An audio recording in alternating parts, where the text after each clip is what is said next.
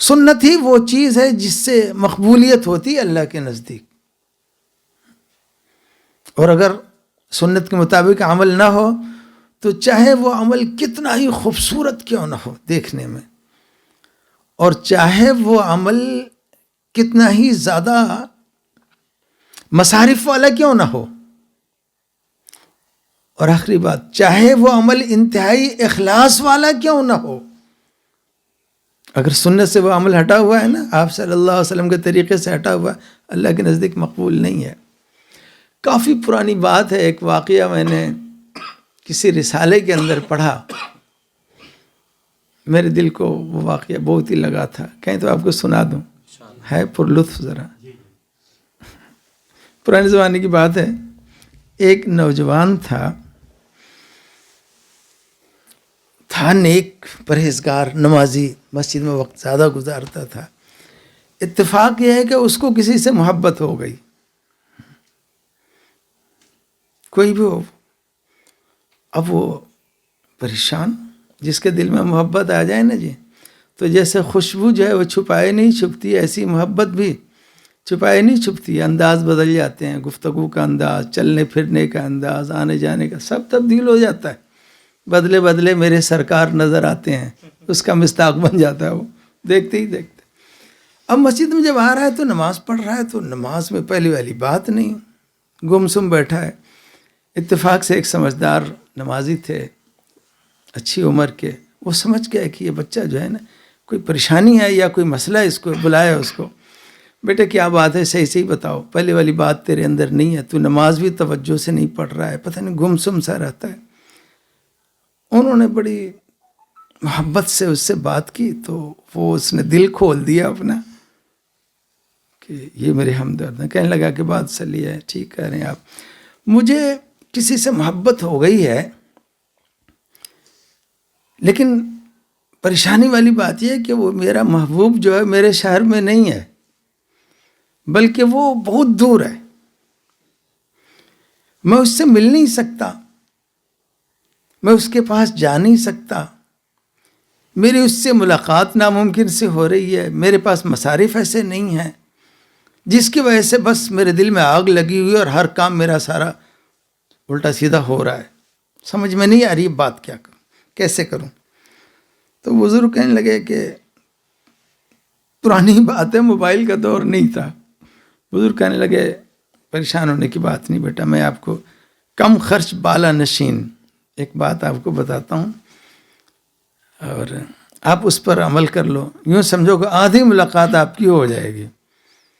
بڑا خوش ہوا کہ واقعی اگر ایسی ہو جائے تو بہت خوشی ہوگی. کیا کام کروں؟ تو انہوں نے کہا کہ تو ایسا کر کہ پڑھا لکھا نوجوان ہے، تم ایک خط لکھو اس کے نام، اپنی محبت کا اظہار کاغذ پر کرو، پھر یہ خط لے کر کے تم جاؤ اور اس محلے کے اخیر میں آخری گلی کے اندر، وہاں تم جاؤ گے تو بازار چلے جانا، وہاں دیکھو گے تو ایک ہے ڈاک گھر لکھا ہوا ہے ایک دکان پر، وہاں جانا، یہ خط لے کر، اور ان سے کہنا کہ میں نے فلاں شہر کے لیے لفافہ لینا ہے، وہ تمہیں 2 روپے کا لفافہ دے گا. اس دور میں 2 روپے کا ملتا ہوگا، ایسے لکھا ہوا 2 روپے کا لفافہ دے گا، وہ لفافہ اس سے لینا، اس پر پتہ لکھنا. پتہ معلوم ہے؟ کہنے لگا ہاں. پتہ لکھنا اور اس میں خط ڈال کر کے واپس آنا. اپنی گلی کے کنارے جو صندوق سا لٹکا ہوا ہے، لال سا لیٹر باکس جس کو بولتے ہیں، بس اس میں خط ڈال دینا اور ہمت کر لینا، صبر کر لو، 2-4 روز کے بعد جواب آ جائے گا، یوں سمجھو کہ تمہاری آدھی ملاقات ہو جائے گی. وہ بڑا خوش ہوا، اس نے فوراً خط لکھنا شروع کیا. بڑا خوبصورت خط لکھا اس نے، محبت بڑے اشعار بھی اس میں لکھے وغیرہ وغیرہ. خیر لے کر گیا وہ خط اسی جگہ. ڈاکخانہ جب گیا تو کہنے لگا کہ فلاں شہر کے لیے مجھے لفافہ چاہیے، دے دو. اس نے 2 روپے والا لفافہ نکال کے پکڑا دیا. یہ کہنے لگا کہ یہ لفافہ تو بڑا سادہ ہے، کوئی خوبصورت لفافہ نہیں ہے. میں نے خط لکھا ہے، محبت کا خط بھیجنا ہے اور اپنے محبوب کو بھیجنا ہے، کوئی خوبصورت لفافہ نہیں ہے. تو اس نے کہا کہ بیٹے یہ لفافہ یہاں تو یہی ملتا ہے نوجوان، اگر تم کو خوبصورت لفافہ چاہیے نا تو 7 دکان ہے اسٹیشنری کی، وہاں چلے جاؤ، وہاں لفافے تمہیں بڑے خوبصورت مل جائیں گے۔ کہنے لگا اچھا وہاں مل جائیں گے؟ اس نے کہا ہاں۔ چنانچہ وہ چلا گیا، جا کے کہتا ہے کہ میں نے ایک خط لکھا ہے، مجھے خوبصورت لفافہ چاہیے، محبت کا خط ہے میرا، اس میں میں نے بھیجنا۔ وہ دکان والوں نے کہا کہ کوئی ایک لفافہ ہے۔ اس نے یہ 2-4 لفافے نکالے، کسی پر شعر لکھا ہوا ہے، کسی پر نقشے بنے ہوئے ہیں، لیکن وہ ڈاک خانے والا نہیں ہے، دوسرے عام لفافے ہوتے ہیں نا جی، آج کل تو لفافے خرید کر کے وہ پیسے ڈال کر کے شادیوں میں دیتے نہیں ہیں، بڑے خوبصورت ہوتے ہیں۔ اس نے 2-4 نکالے بڑے خوبصورت لفافے۔ ایک لفافہ ایسا تھا اس میں جس پر دل بھی بنا ہوا تھا اور اس میں تیر بھی لگا ہوا تھا، اور 1-2 قطرے خون کے بھی ٹپک رہے تھے، نیچے ایک شعر بھی بڑا اچھا لکھا ہوا تھا۔ اس نے فوراً لیا، بس یہ لفافہ جو ہے یہ واقعی زبردست ہے اور میری محبت اور میرے جذبات کے موافق ہے۔ چنانچہ اس نے لفافہ لیا اور اس میں خط ڈال دیا۔ اب لے کے واپس آ رہا ہے، اپنی گلی کے کنارے جب آیا تو وہ جو لیٹر باکس جو لٹکا ہوا تھا نا، اب مرحلہ یہ تھا نا، اس میں ڈالنا تھا پتہ لکھ کے، پتہ تو لکھ دیا۔ وہ جب ڈالنے کے قریب پہنچا وہاں لیٹر باکس کے صندوق کے، تو کیا دیکھتا ہے کہ وہ تو پتہ نہیں کب کا لٹکا ہوا ہے ادھر، اور پرانا ہو رہا ہے، اوپر سے تھوڑا سا ٹوٹا ہوا بھی ہے، یقیناً بارش کا پانی بھی اندر جاتا ہوگا۔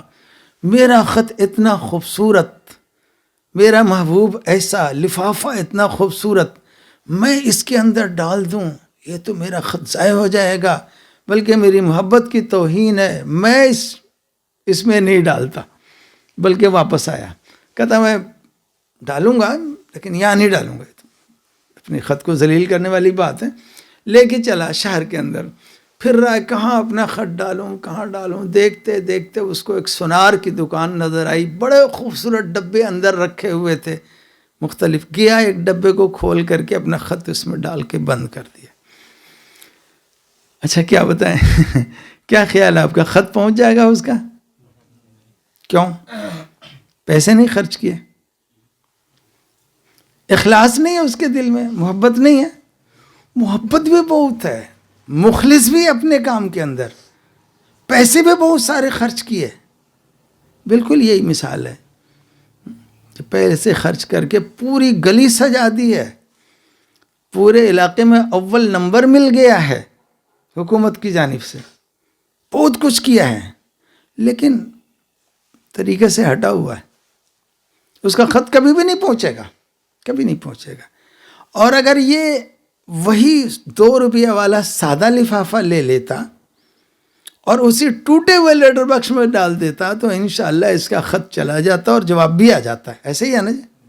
اب غور کریں، مصارف بھی بہت زیادہ، پیسے بھی زیادہ لگے ہیں، کہاں 2 روپیہ کہاں 10 روپیہ، اور ساتھ ساتھ دل کے اندر محبت بھی ہے، لیکن وہ طریقے سے ہٹا ہوا ہے۔ کہتے ہیں آج کل کے دور میں بھائی جتنے بھی مسائل ہمارے نئے جو آ رہے ہیں، ان تمام کے اندر یہی بات کہی جاتی ہے کہ میرے بھائی جذبات اپنی جگہ، مصارف اپنی جگہ، اللہ کے نزدیک اللہ کے حبیب صلی اللہ علیہ وسلم کا طریقہ پسندیدہ ہے، اگرچہ وہ سادہ ہی کیوں نہ ہو، اس طریقے کے مطابق جو چلے گا انشاءاللہ اس کی زندگی مقبول ہو جائے گی، اس کی محبت بھی مقبول ہو جائے گی، مقبول ہو جائے گا۔ اور اگر طریقے سے ہٹے گا، سنت کی یہی اہمیت ہے۔ اللہ ہمیں سارے کاموں کے اندر سنت کے اہتمام کی توفیق نصیب فرمائے۔ سنت سے جب ہٹے گا، اب صلی اللہ علیہ وسلم کے طریقے سے ہٹے گا تو معاملہ خراب ہوگا۔